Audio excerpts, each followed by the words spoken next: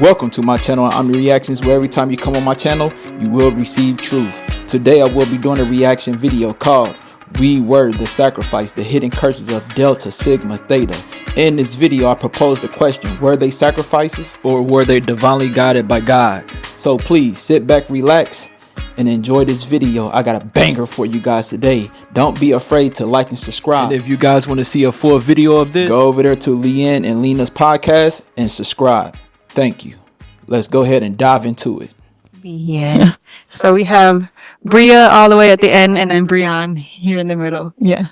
So as you can tell, we're all twins. Yeah. So we originally met through Reverend James Solomon's ministry, and we have just been really learning a lot about deliverance through his ministry, and we've been connected ever since. And so we're just truly blessed to be able to walk in ministry with them. I guess to kind of get started, we have a lot of similarities in our testimony. So I guess just to start out with, I know that you guys both reached out to us, I think it was a couple of summers ago, just regarding our testimony that we shared about Reverend's book. So you guys reached out about specifically the video about how we received a cursed gift from a friend that we thought was Christian. And to receive a cursed gift from a friend is absolutely diabolical, and that's definitely not your friend at all. I'm actually going to talk about later on in the video how important it is to actually have discernment on who you should and should not let inside of your life. I also want to give shout outs to the ladies out there who are not afraid to share their traumatic experiences with people, because there are people out there who actually need to hear your story on what you've been through and actually how you overcame it. But I digress.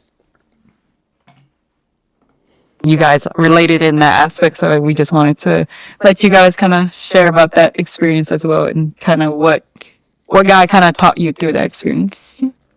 Yeah, so I can get started. So, when we ran, actually, Rev sent us y'all video. Rev sent us y'all video.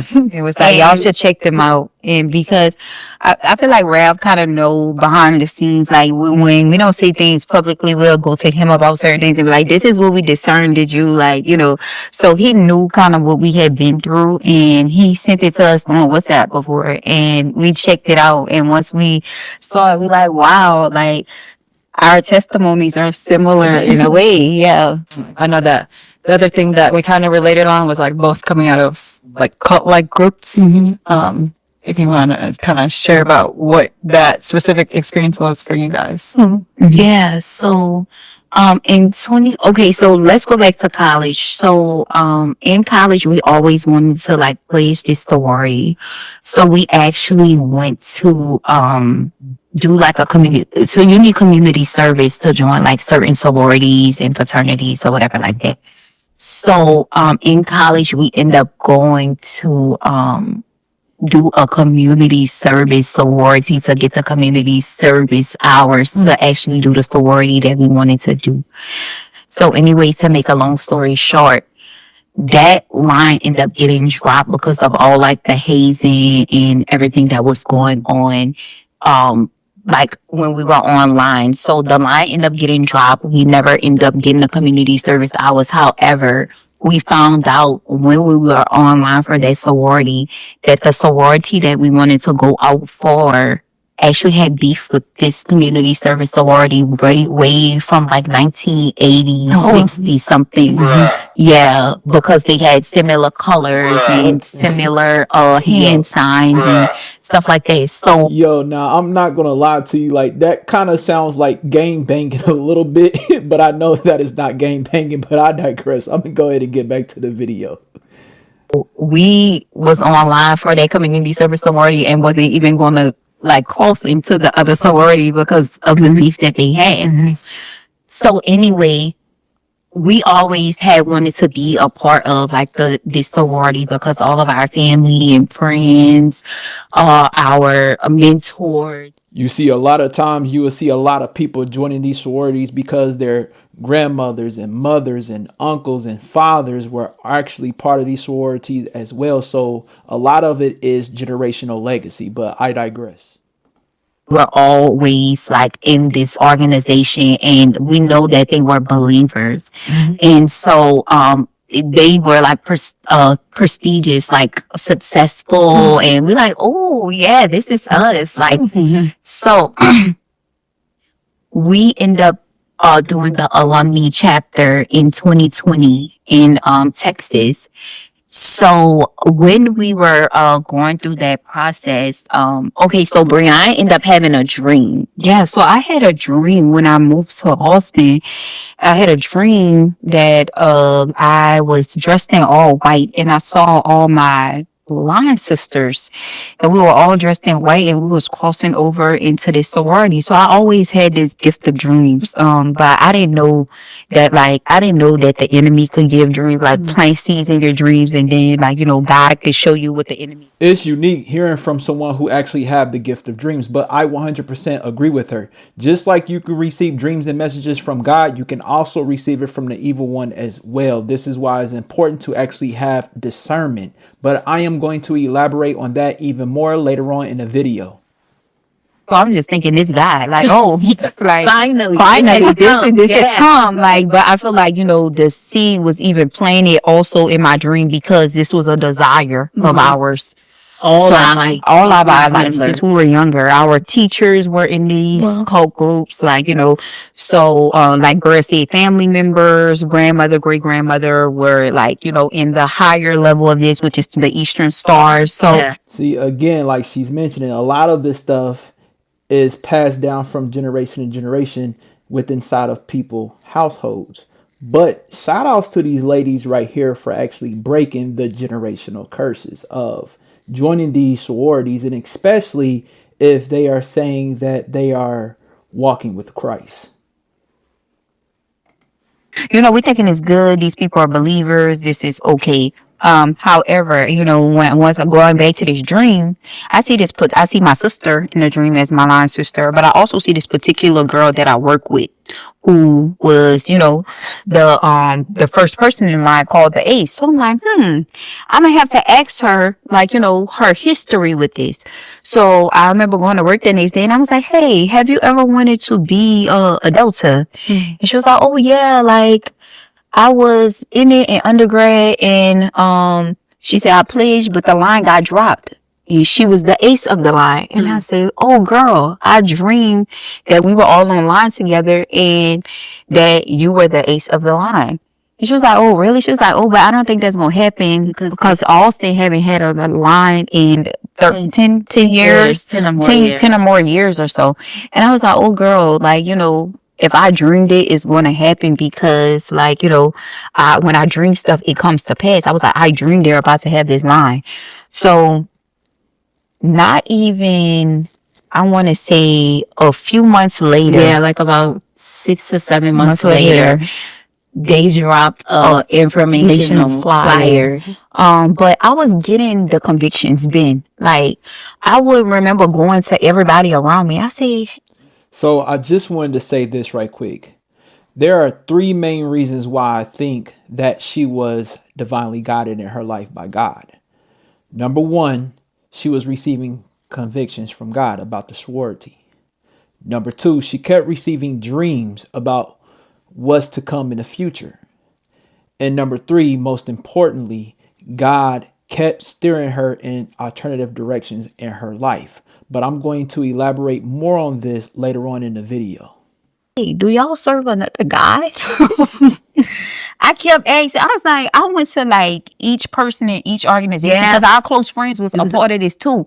And they were a preacher, like they were PKs. PKs. Like, and they grew up in the Preacher church. kids. Wow. So, and we was like, do y'all like serve another God? And they're like, no. Like, They're Was there like, like conversations from other people saying that sororities typically serve other guys, or what kind of led you to ask? so it was just in my spirit about like, it was in my spirit out the blue. It was like, I kind of always had this conviction ever since I wanted to be one. I kept like having this random conviction. I'm like, something not right about it, but I don't know how it's not right, because like all of these preachers, the preacher kids in it, like, so I'm not sure why it's not right, but I kind of always had this conviction. But I started seeing like people coming out saying they're serving other gods. And I'm like, but how? Like, Which leads to my first talking point.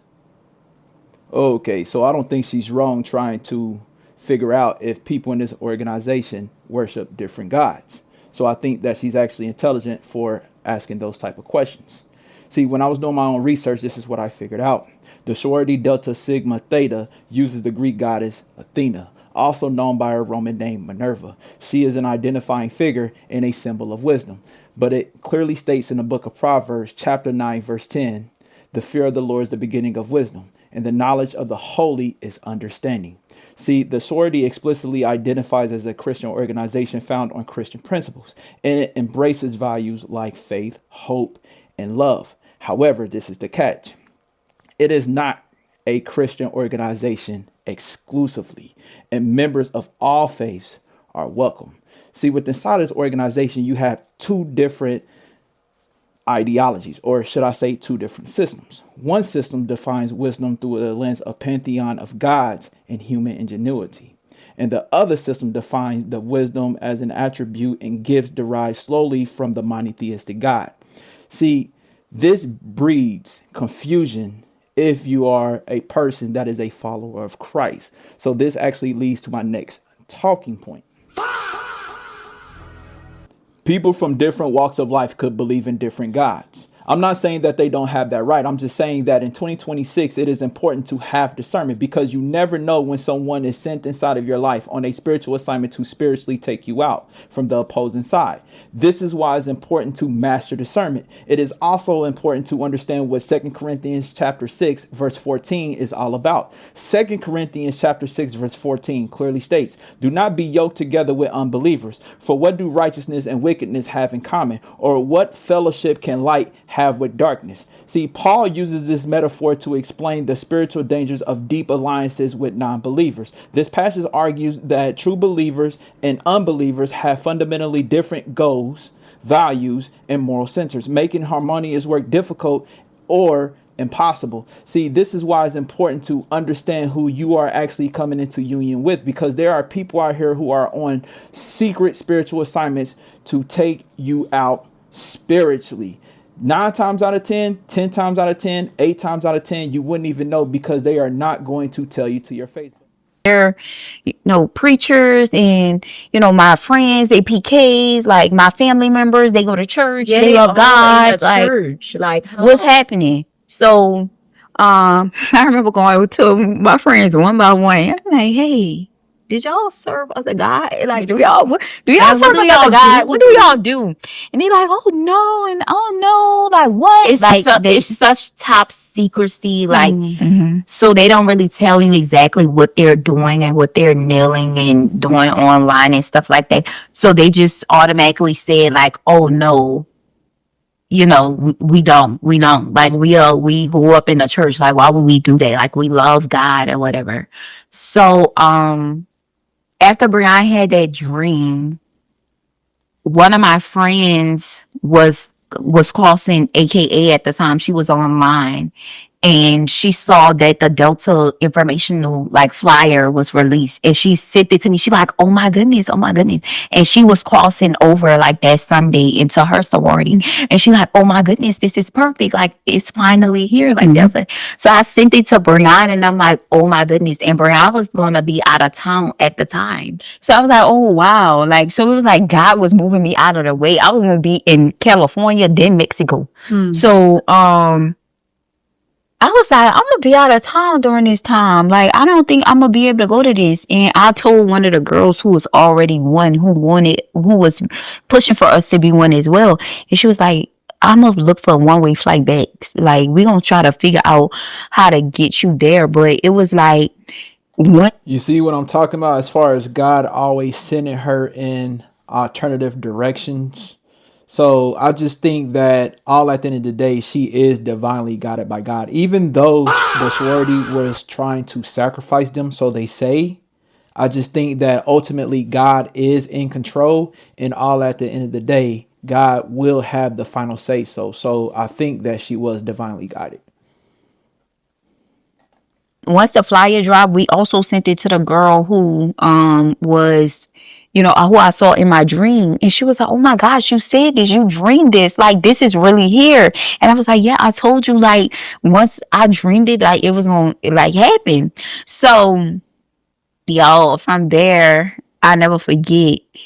I end up getting a 1-way flight back to be at this. Yeah. The person that was already in the organization, which was one of our close friends, she ended up finding Brian a 1-way flight back. A one way flight back. So, guy, like you went out of your way to be a part of this after I was giving you the conviction. Yeah, Like, it's so crazy. Which leads to my second talking point pertaining to her being divinely guided. So let's go ahead and dive into it. I purposely named this note divinely guided. And the reason why I named it that is because as I'm listening to her story in its totality, everything that happened to her led her closer and closer to God. I also understand exactly what she was saying when she was mentioning dreams. She clearly states that just like you can get dreams from God and messages from God, you can also get it from the evil one too as well. See, when you're getting it from God, God will give you insight into his will, plans, and understanding and knowledge about people. As far as when you get it from the enemy, the enemy is the father of lies. But if you go to the book of Acts, chapter 2, verse 16 through 18, it clearly states, and it will be in the last day, says God, that I will pour out my spirit on all people. Then your sons and daughters will prophesy. Your young men will see vision. Your old men will dream dreams. I will even pour out my spirit on my servants in those days, both men and women, and they will prophesy. But I digress. Let's go ahead and get back to this video. Because we end up going to the informational together. It's so crazy because because we called like one of the members that was like in like top, like the head, like in the what you call like one of the Minerva circles or whatever like that. And she had only saw one, and she was gonna slip me 2 applications. But she saw the other one and she like, oh, good, y'all both here. Long story short, we end up getting called in for the interview. So, but I end up doing amazing her interview. Bro didn't do that well. Yo, let me tell y'all, it's like the Holy Spirit shut my mouth.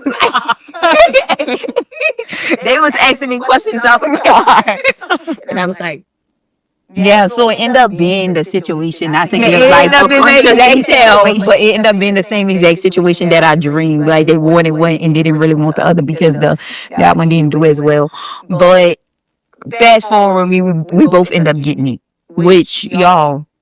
When we go to this like rush, so basically they have somebody called a chaplain, and this chaplain is praying down like, God, let them know who they are and whose they are, that if they don't Yeah. even get it, that they will be like and know who they are and you win it. Like she praying down the house. I'm like, they mean they believe in another guy. Like this ain't praying down the house. Like what's going on? this is shit. Yes. So I remember that kind of is what drew me in. And then it was so many people at that. So this Particular like chapter. 500 something Yeah. women at this This rush. rush. It was 500 because these They haven't had a line in like a long 10 time or more years. Yeah. So people in the area had been waiting. Mhm. So it was like 500 girls or so, and um we end up getting a call. And we end up getting like in and started the process of online or whatever. So it ended up being like 37 girls out of like 500 that they picked. And so we started going through the process online or whatever. And Brianna was always like the prayer warrior of our line. Like So I was at a position though where it was like, if I get it, I get it. If I don't, I don't. I don't care because it's like something's still not right, but I'm trying to figure out what it is. You know what I'm saying? Like, God. Yeah, because at this point, she received so much conviction from God, from Yahuwah. She already knows that deep down inside that the sorority is not the direction in life that she is supposed to go down. So it is what it is. give you that unction, but he don't have to tell you exactly everything right then and there. You just obey what he's telling you or giving you that unction.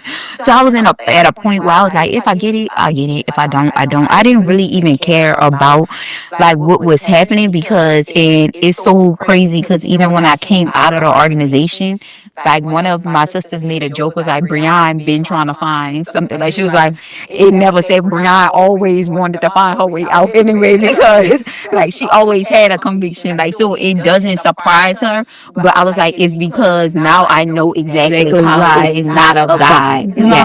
See, and I really love that part right there, because this part right here actually shows you how she is more drawn into trying to get closer to God than actually join the sorority. And her having conviction, her having that internal battle with inside of herself, that internal conflict, right, is bringing her closer to God.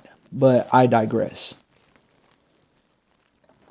Saying like, but she was trying to do a little joke with like, oh, Brian always trying to find a way to the out. Like she was always trying to find a way, like, you know, to come out of it. When it wasn't, it was just like I was trying to really understand, how is this not of you, God? But I will never forget one night, as we were going through the process, they were doing something where they were like soaking their hands in something or something. Dirt. And I remember one of the girls like on the line was like, hey man, it's witchcraft. And I remember like people kind of snickled like, ugh.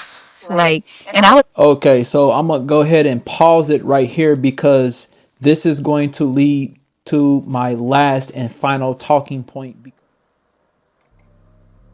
So I don't blame her at all, because I don't deal with witchcraft, neither do I entertain it as well.